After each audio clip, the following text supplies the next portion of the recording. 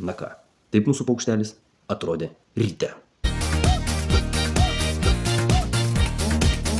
Įdienojus keičiasi muzika kaip ir poreikiai. Mano meilė, tu į saulę panaši,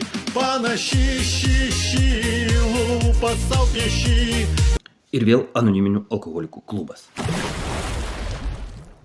Šį kartą vėl susitinkam live transliacijoje. Vytuk, kaip matau, išalkote, degustuojate agurką su kečupu. Man atrodo, rytą galėjote nuo to pradėti.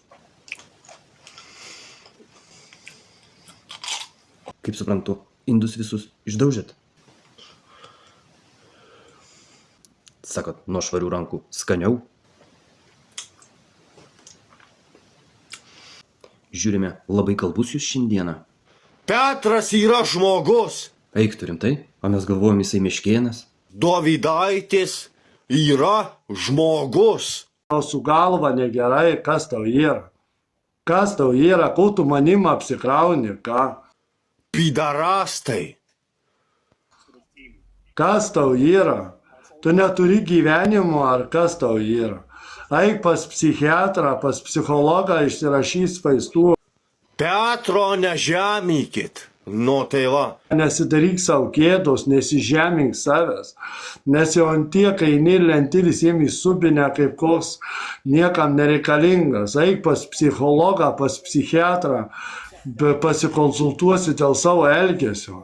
Nes eini ir lenti pastoviai.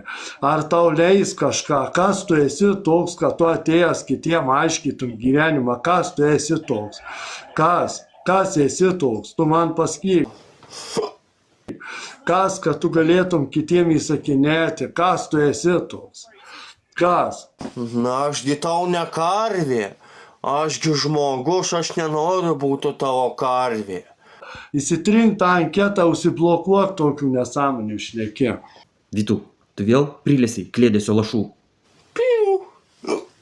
Mano mergina, ne tavo.